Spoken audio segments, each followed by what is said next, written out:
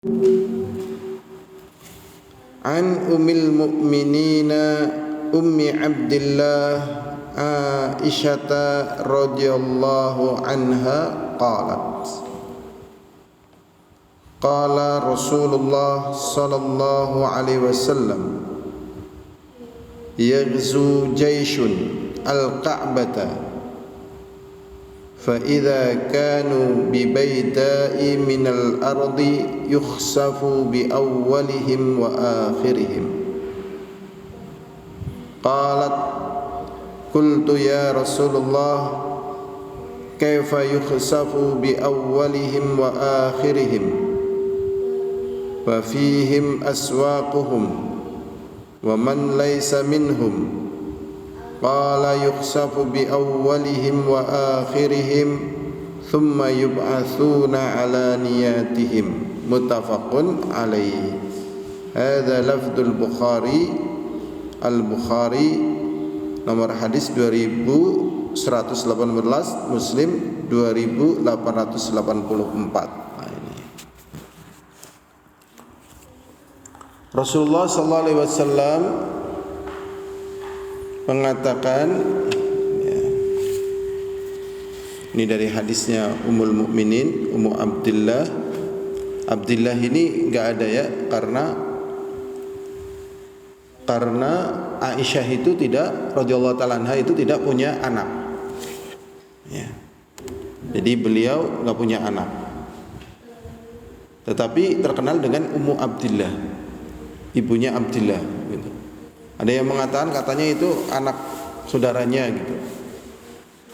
Tapi yang jelas dia nggak punya anak. Jadi orang yang nggak punya anak boleh memiliki kunyah. Ya. Kunyah itu panggilan. Kayak seperti misalnya Ummu Abdillah, ibunya Abdillah. Kalau nama seperti Aisyah. Aisyah itu nama. Ya. Jadi ada nama Aisyah, ada kunyah panggilan Ummu Abdillah, ada juga laqab, julukannya Ummul Mukminin, ibunya kaum mukminin. Jadi bahasanya ya ibundanya kita gitu. Jadi ibundanya kita beriman kepada Allah, kepada Rasulnya, ibundanya kita ya Aisyah. Beliau meriwayatkan dari Rasulullah sallallahu alaihi wasallam bahasanya Rasulullah mengatakan yaghzu jayshun al-Ka'bata. Jadi pasukan perang itu menyerang Ka'bah. Jadi pasukan perang menyerang Ka'bah. Fa idza kanu bi baida'a minal ardi, dan tatkala ya, pasukan yang menyerang Ka'bah ini berada di tanah yang lapang, yukhsafu bi awwalihim wa akhirihim, ternyata mereka ditenggelamkan ke bumi dari awal sampai akhirnya, semuanya ditenggelamkan. Nah, ini merupakan bentuk penjagaan Allah kepada Ka'bah ini. Kepada Ka'bah. Nah, Ka'bah ini simbol ya. Simbol arah bagi kaum mukminin di dalam beribadah kepada Allah. Jadi kaum mukminin tidak menyembah Ka'bah, tapi menyembah yang memiliki Ka'bah, yaitu Allah Subhanahu wa taala. Yang bangun Ibrahim alaihissalatu wassalam bersama Ismail, tetapi yang memerintahkan Allah gitu. Jadi sebenarnya Ka'bah itu yang milik Allah, dan kaum muslimin menyembah kepada Allah, bukan menyembah kepada batu. Itu hanya arah gitu. Kalau dipikir-pikir mandan mirip ya Pak Mono ya. Coba matikan tuh, mati lagi udah. Kalau dipikir-pikir mirip ya, mirip kayak orang hormat ke bendera. Enggak, kalau orang hormat ke bendera, bendera itu apa? Kain. Nah, kalau Ka'bah itu apa? Gimana? Kalau Ka'bah itu apa? Kalau Ka'bah batu. Ya kan? Jadi hormatnya bukan ke bendera, ya, tetapi karena itu simbol gitu, simbol negara gitu. Jadi bukan hormat ke bendera, tapi simbol loh, kedaulatan gitu sebenarnya. Kayak gitu simbol kedaulatan. Bukan ke kain, itu bukan. Kayak orang sujud di Ka'bah itu kan bukan ke batu, tetapi ke Allah. Orang sujud di Ka'bah syirik nggak? Itu. Orang sujud di Ka'bah syirik nggak, pertanyaannya? Nggak syirik. Kenapa nggak syirik? Karena memang tidak nyembah ke batu. Tidak nyembah ke batu, tapi nyembah kepada Allah. Walaupun orang Nasoro, ya, yang paling kita dengar Nasoro menyerang kaum muslimin itu katanya nyembah batu. Jadi kita dianggap sama mereka adalah kaum paganis. Sehingga orang-orang yang hormat bendera itu sebenarnya bukan hormat bendera kok. Mereka hormat kepada ya kedaulatan yang diraih gitu. Kalau dalam Islam ada kisahnya. Jadi Rasulullah SAW waktu itu mengatakan bendera akan dibawa oleh sahabat namanya Ja'far. Kemudian kalau Ja'far terbunuh dibawa oleh ini dan itu. Sampai akhirnya itu bendera itu ya tangannya kalau sudah dipencelas kayak gitu, tetap dipegangin kayak gini-gini, pegangin terus gitu. Bendera ini nggak boleh jatuh. Tangannya udah dipencelas, kakinya dipencelas, pegangnya gini. Kenapa?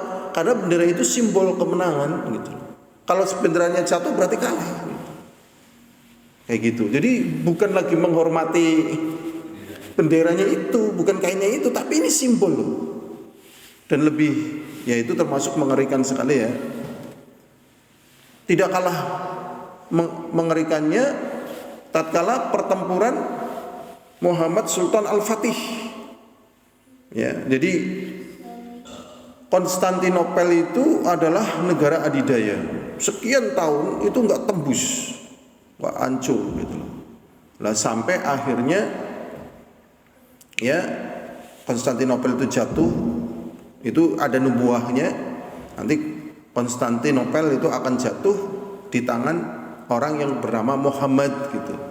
Lah ternyata suatu ketika ada seorang anak raja diberi nama Muhammad, namanya Muhammad Sultan Al-Fatih. Nah ternyata di kemudian hari inilah orang yang merebut Konstantinopel, dan itu sudah hampir putus asa itu Muhammad Sultan Al-Fatih. Lah kemudian di klimaknya itu ya seperti itu. Jadi ada orang yang mungkin sudah kena tombak, kena pedang, kena apapun, tinggal matinya doang, itu tetap memegang bendera itu, benderanya Muhammad Sultan Al-Fatih gitu. Ya, Muhammad Sultan Al-Fatih. Sedangkan pasukan-pasukan yang di belakang itu lagi bertempur mati-matian, karena ini simbol kayak muslim sama kafir gitu. Konstantinopel itu kafir, Muhammad Sultan Al-Fatih muslim. Nah ternyata dari kejauhan tentara muslim itu melihat ada di antara punggawa dari Muhammad Sultan Al-Fatih dengan kondisi mungkin tinggal meninggalnya aja, itu mengibarkan bendera, nampak dari jauh. Wah, akhirnya berita ini menjadi sangat menggembirakan, berarti pasukan menang. Langsung kekuatan itu tumbuh dan kemudian kemenangan ya pada pasukan Muhammad Sultan Al-Fatih. Padahal itu perjuangan ratusan tahun. Gagal tapi kemudian waktu berhasil.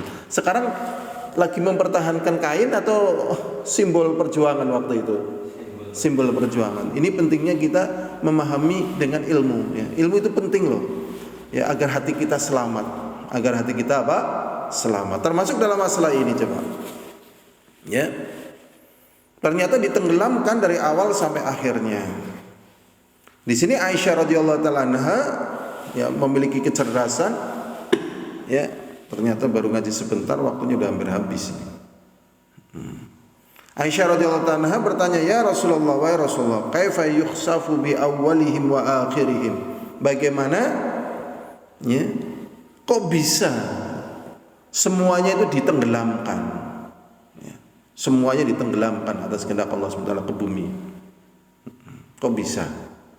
Wa fihim aswaquhum, padahal di situ kan ada orang-orang awamnya, aswaquhum, orang-orang yang biasa jualan di pasar gitu.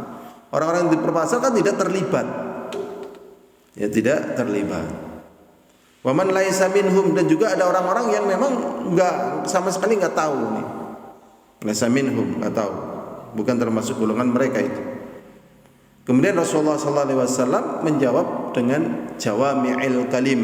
Jawami' kalim itu bahasa Jawanya cekak aus. Cekak itu artinya pendek, aus itu berisi. Walaupun si jawami'il kalim lebih apa ya? Lebih luas cakupannya. Ya, lebih luas cakupannya dibandingkan istilah cekak aus tadi. Ya. Rasulullah SAW mengatakan dengan ya jawaban yang jawami'il kalim sebagai kaidah, jawabannya itu singkat, padat, tetapi kaidah. Qal yukhsafu bi awwalihim, ya, yukhsafu bi awwalihim, ditenggelamkan dari pertamanya, wa akhirihim, dan semuanya, ya, awal dan akhirnya semuanya ditenggelamkan. Tetapi apa? Yub'atsuna ala niyatihim, dibangkitkan sesuai dengan niatannya gitu. Betapa agungnya satu amalan yang nampak sederhana dan tidak kelihatan, ya, yaitu apa? Niat. Bayangkan ya, ini bayangkan ya. Misal gitu ya, ini misal ya. Tatkala orang pada beribadah di Mekah sana, tiba-tiba tertimpa bencana dan mati semuanya. Nah, ternyata tatkala dibangkitkan sesuai dengan niat masing-masing. Karena ada di antara orang yang maaf gitu ya, berhaji niatnya itu pesugihan. Pesugihan itu artinya pingin kaya. Jadi pingin pesugihan. Jadi kalau kaya, pingin kaya, ya ke Mekah gitu. Nah ini nggak boleh, ya nggak boleh. Jadi niatnya harus ikhlas karena Allah Subhanahu wa Ta'ala. Misalnya ngaji, ini contoh-contoh yang baik ya, ngaji, ya ngaji, ya. Ternyata ada di antara yang ngaji itu niatnya ketemu kanca gitu. Misal lagi di tempat maksiat. Ternyata di tempat maksiat itu dihancurkan oleh Allah. Ternyata ada orang soleh di situ gitu. Tatkala dibangkitkan ya tergantung niatnya. Mungkin orang soleh ini misalnya aparat gitu kan, lagi mau menertibkan gitu. Tapi karena peristiwa itu mau dihancurkan oleh Allah, akhirnya mati semuanya. Lah ini yang niatnya soleh beda.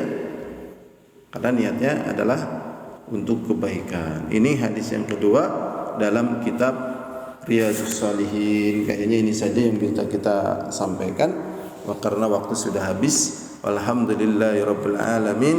Assalamualaikum warahmatullahi wabarakatuh.